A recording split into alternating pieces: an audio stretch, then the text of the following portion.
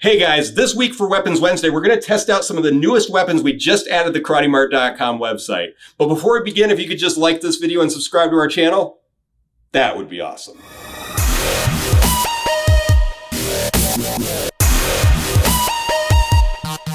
So last week we did a very special Stranger Things edition of Weapons Wednesday, and it was a lot of fun. So I basically gave you the option of different weapons to choose from to survive the upside down. And it was such a close race between the traditional Chinese Miao Dao and the stealth tactical kukri. But in the end, you guys chose the stealth tactical kukri as your weapon of choice in the upside down. Completely agree. I think this is great. The Miao Dao would have had the reach, but this weapon is just so perfect for slicing demo dogs and demo bats. Love it. Great choice, guys. So this week, I asked Amanda to go into the back and find 5 of our newest weapons for me to review. And when you vote this week, don't just vote on which weapon you would choose. Vote for which weapon you'd like to see more of. So without further ado, what's our first weapon? There you go. Awesome. Thank you, Amanda. I appreciate it. All right. Kind of a bigger box to start with. And our first weapon this week for you to choose from is the Desert Tactical Hatchet. Ooh, okay. we did a kind of similar hatchet to this, I think about 2 months ago. I don't remember what it was called, but it was a black version.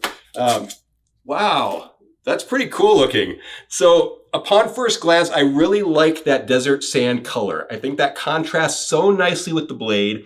And the blade is that stone-washed finish.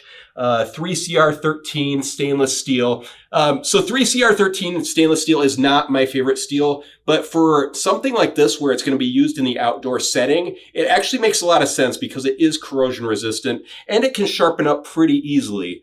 In fact, the blade on this isn't as sharp as I'd like it to be. So if I were to buy this, I'd actually bring it back to a belt sander or just even a stone and just sharpen it up real quick. But some of the things I really like about this, first off, the handle is really, really comfortable. Like this looks like this is made out of an ABS plastic, but it doesn't feel like a standard ABS. This actually feels like a really kind of rough and rugged, almost like a G10, but it is actually ABS and it feels really nice on my hand. I have excellent grip of this. And then I can see that there's jimping back here, which actually gives me really good control. If we're going to use this axe for tactical purposes, that's excellent. And then it looks like on kind of the pommel down here, we've got like a false edge. And this thing could be used for like a glass breaker. It could be used for an icebreaker if you're using it in outdoor settings. You could even use it for like non-lethal defensive purposes. So I kind of like that. You could actually strike with it if you had to. And then on the back, we've got this little blade back here, which is actually pretty sharp. This point is super sharp. So I actually want to kind of test that out, see how sharp that is. It weighs approximately 12.9 ounces. So that's a pretty good weight. It doesn't feel too heavy, doesn't feel too light. It's actually really comfortable in my hands. I like that a lot. The total length of this is 9 3/4 inches, and the blade width is approximately 6 1/8 inches. And this blade length here is approximately 3 1/4 inches. Oh, it comes with this black nylon sheath here, which will fit nicely. So that actually looks pretty good. And that's a pretty heavy duty sheath too. So that's going to keep the blade from actually cutting through that. So I actually like that. And it looks like it would just hook onto your belt right there. So that'd be pretty nice and comfortable on your side. And then on the bottom, we can see that there's a lanyard hole here. So if we wanted to add a wrist strap, that's actually really nice. I like that about it. But I actually want to test this thing out. So let's go ahead and take this outside and actually test it out a little bit. All right, let's do it.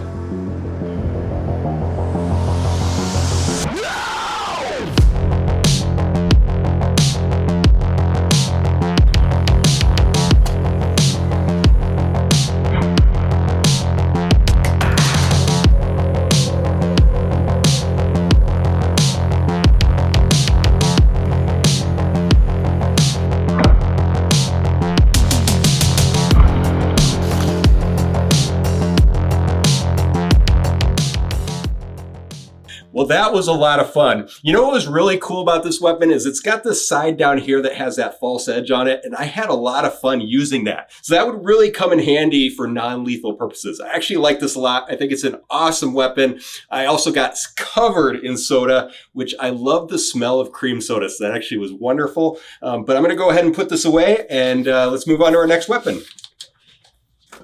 All right, Amanda, what do you got next for me? There you go. Thank you. A big one. All right, let's see what this is.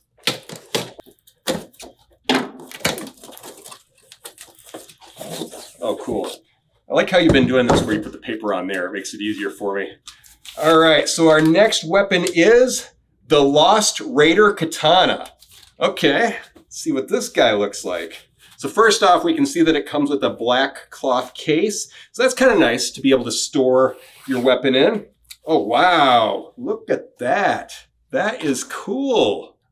I can see why you guys called it the Lost Raider Katana, because it does look like something from Raiders of the Lost Ark or something. I mean, that imitation leather is just awesome. All right, let's take a look at this guy. Oh, wow. Okay, cool. Very cool looking katana. I actually like this a lot. All right, so it looks like this is a 1045 carbon steel blade, which 1045 carbon steel is not my favorite steel when it comes to katana, but it's not bad. I mean, the nice thing about 1045 carbon steel is that it is a little bit softer steel, so it will flex a little bit more and it's not quite as brittle. There's a video I did a while back where I was testing it out really hardcore, and what was so cool about it is after like swiping some really rough things with it, the blade got bent, but I was actually able to kind of bend it back and resharpen it, and it just became good as new. So that was really nice. So if we look at the handle on this thing, we can see that the Suka actually has imitation ray skin underneath the wrap. So when you're buying a really high-end katana, that's one of the things you kind of want to look out for, is you want to make sure that you're getting authentic ray skin. But there's this big push right now for conservation purposes where people are really wanting the imitation ray skin, and I totally get that. So you're seeing a big increase in popularity with the imitation ray skin. So we can tell that underneath the wrap that is imitation ray skin, and that wrap looks like it is an imitation leather wrap, but that just looks so cool. I absolutely love that design. It looks awesome. And then underneath the wrap, we can see that there are these dragon manuki on there, which look really, really nice too. I actually like that a lot. So if we look at the Suba, we can see that the Suba is made out of some sort of zinc aluminum, and it's got these really cool little birds actually put into the Suba. So I like that a lot. And then if we look at the blade, we can see that the blade actually has a double-sided fuller on that. And what that does is it takes a little bit of weight off the blade, plus it gives it a nice aesthetic look. So that's pretty cool. It looks like there was a hamon line added to the blade for aesthetic purposes. Actually looks really cool. I like the look of that. And then the scabbard, we've got this imitation leather wrap on the scabbard. It's definitely a wooden scabbard. And then we've got this kind of tan stitching on it, which just gives it such a cool contrast. I absolutely love that. I think it's so cool. And then we actually have a shoulder strap on there, which is fairly unique. We saw one a couple of weeks ago with the Dread Pirate Katana, but I'm liking seeing this. I think it's kind of cool that we're seeing more and more of that nowadays. Pretty neat. All right, so the sword length is approximately 39.5 inches. The total length with the scabbard is approximately 40.75 inches, and the blade length is approximately 28.25 inches.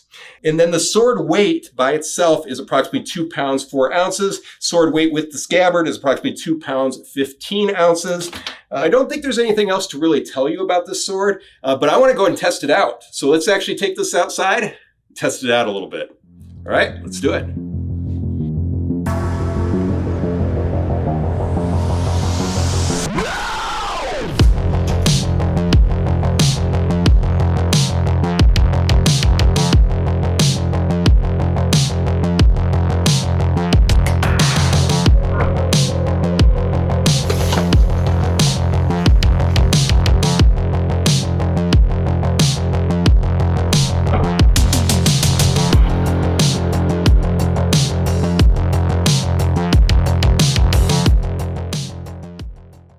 Well, that was a lot of fun. You can see I'm absolutely covered in soda, but I love the design of this katana. I think it's such a cool looking katana. Very awesome. So make sure you guys go to the community tab and vote for which weapon you like best. But I'm going to go ahead and put this away, and let's move on to the next item. All right, Amanda, what do you have next for us? There you go. Awesome. Thank you. Okay. This is fun today. A lot of cool weapons. I like this. All right. Sometimes these little small boxes have the best weapons inside. All right. And our next weapon is the solid steel knuckle duster. Okay. Yeah, I saw this guy come in. Pretty cool looking. So this is a little bit different than some of the other knuckle dusters we've seen. You can tell that this is one solid piece of carbon steel. Like if we look at that, that is way heavier duty than a lot of the other knuckle dusters we carry. A lot of knuckle dusters have like the venting or the holes around this area. This is just a solid piece of steel. I mean, that is awesome. The only problem is that's going to weigh a lot. That actually weighs about 10.7 ounces. It is a heavy weight, but it's not too heavy. It actually would give me some momentum in my strike. So I kind of like that. Let's see. The hole diameter is approximately 1 inch for the finger holes. So that's plenty big. And I have fairly large hands, and that's plenty big for me. So I think that's going to be big enough for most people. And then the approximate length is about 4 5/8 inches. And the approximate width is about 2 3/4 inches. So one thing that's important with all knuckle dusters is it's very important that you check your local laws, because the laws are different depending on what state you're in, what city you're in, what municipality you're in, what country you're in, and the laws pertain also to what can be sold there, what can be owned, and what can be carried. So it's very important you check your local laws. The other thing I like to talk about when I'm discussing knuckle dusters is how to hold it. So there's a couple of ways that people like to hold knuckle dusters. Some people like to actually strike with them like in a fist. Some people actually like to put them a little bit higher up on their knuckles and swipe with them. Now, there's no exact method to do it. It completely depends on the type of knuckle duster that you're holding and the size of your hands. So there will be certain ones where this palm grip area is just designed a little bit differently, so it's better to be held in one way than the other. So for this one in specific, let's actually try holding it two different ways. So when we hold it in fist style, I can see that that palm grip is going to be digging in right here, and that's actually going to probably cause some damage here. So I don't think that's the best way to hold this specific one. This one, because of the shape of the palm grip and because my hand size, it actually feels better kind of held up like this to kind of swipe with it. But what I always say is when you buy one, test it out on something very soft, like a punching bag or something, and just lightly strike it in both different methods just to make sure that you don't hurt yourself, because you could either break your fingers, you could break your wrist if you hold it wrong. It's just important to test it out in both different styles. So I'm going to test this one out kind of lightly on the Wing Chun dummy and just see which feels better. So first I'm just going to strike like this, just with a standard punching style. Yeah, so when I did that, it actually dug into this area, and that actually could hurt me quite a bit. So I don't want to do that with this one. This one, I think a swipe's going to be better. So let's actually just, I'm going to pull this out just a little bit. Not much room here. Yeah. See, I can actually swipe with that just fine, and it didn't hurt me at all. It kind of digs into this area, but because of the shape of these knuckle dusters, it actually feels a lot more comfortable. So I like that a lot. So when I test these out, I'm actually going to test them out like this in a swiping manner. So let's go ahead and take these outside and actually test them out a little bit. All right, let's do it.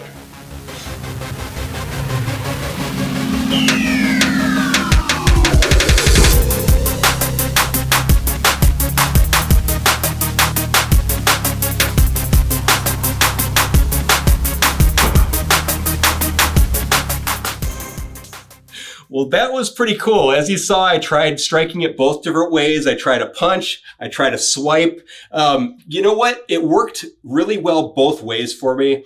But the truth of the matter is that was a watermelon. If it was something that was a lot more dense, that would have probably hurt my hand quite a bit doing a regular strike. That's why for these ones, it actually worked better to swipe with them. So pretty awesome though. I actually like these. I like the weight of them. I got a lot of momentum on my swing, so very cool. Let's go ahead and put these away and move on to our next item. All right, Amanda, what do you got next for me? There you go. Thank you. Okay, and our next item is the Dark Assassin Butterfly Knife. Okay, cool. We haven't done a butterfly knife in a while, so awesome. Oh, wow. Okay, this is kind of neat. Ooh, I like this. Okay, this is a very simple design for a butterfly knife, but I actually really like a lot of things about it. So first off, the most obvious feature of this butterfly knife is the size of this handle. That is super thin, and I can just tell that's going to flow really nicely.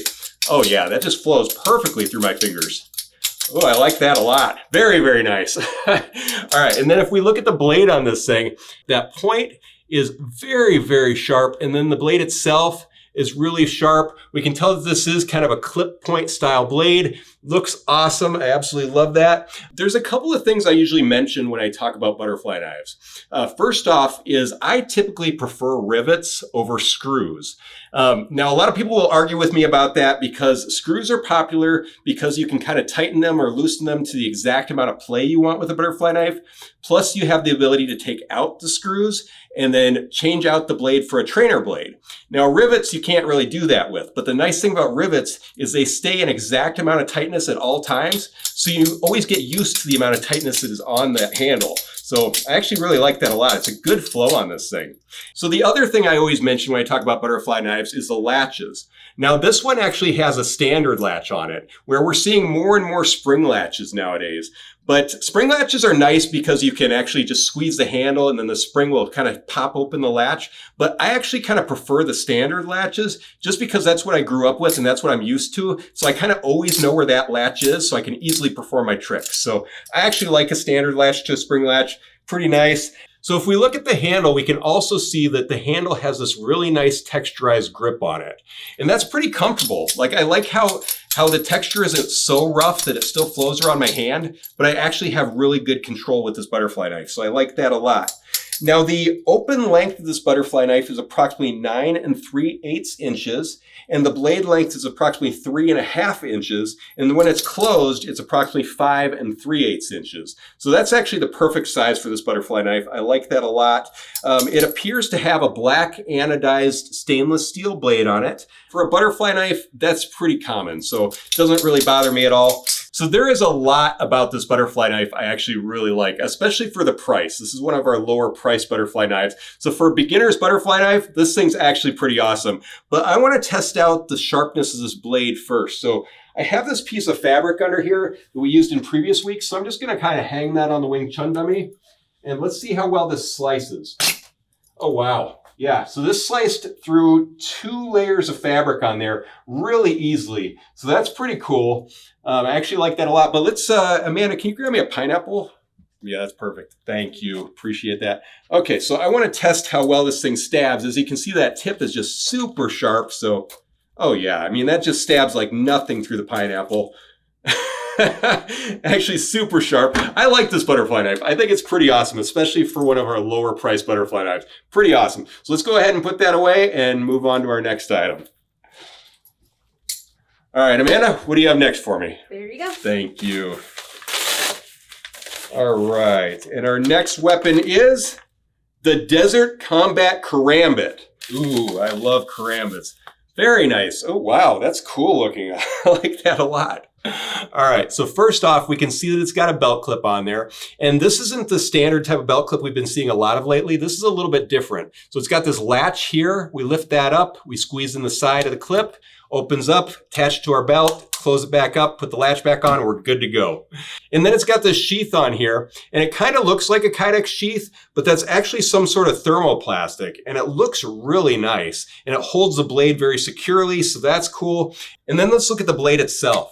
Oh, wow, that's nice. I absolutely love the contrast of that desert sand handle into the blackened blade. That looks so cool. So we can see that the blade goes full tang through the handle, and that is a really nice G10 handle too. Very slip resistant, very rugged, looks awesome. So I love that. And then we can see that the blade is made from a 3CR13 stainless steel, which 3CR13 stainless steel is not my favorite steel, but it's good in the respect that it is corrosion resistant. So that's kind of nice. So we can see that there's jimping on the back of the blade there. So if we've got this knife in forward grip, that actually gives us really good control of the knife. And then if we throw this into reverse grip or modern grip, we've got this jimping on the back of the ring of the pommel, which gives me really good control of my blade. So I think that's awesome. And then if we go into extended grip, we've got this little extension here on the ring of the pommel, which gives me really good control in extended grip. I can actually swipe really nicely with that blade. So that's pretty cool. Now, generally, I like there to be a nice, smooth, rounded pommel, but that little extension there doesn't bother me at all. It actually allows me to transfer back and forth from modern into extended grip really easily. So that's pretty cool.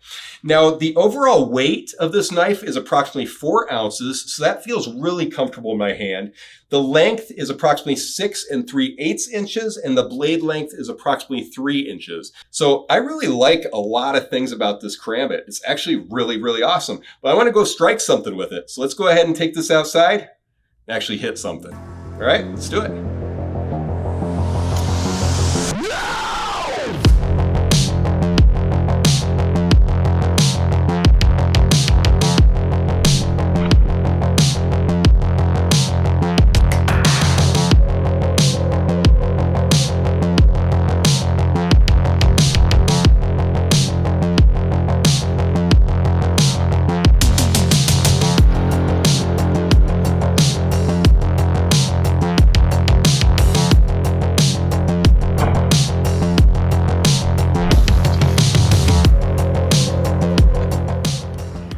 Well, that was a lot of fun. I think the thing I liked most with this knife was testing it out in extended grip. It actually swiped really, really nicely that way. So make sure you guys go to the community tab and vote for which weapon you like the most this week. But if you have any questions on this or any of the other weapons I showed off on this video, definitely leave them in the comments below. Make sure you like this video and subscribe to our channel, and check out KarateMart.com because we've got all sorts of really cool weapons on there right now. But until next week, we'll see you Weapons Wednesday.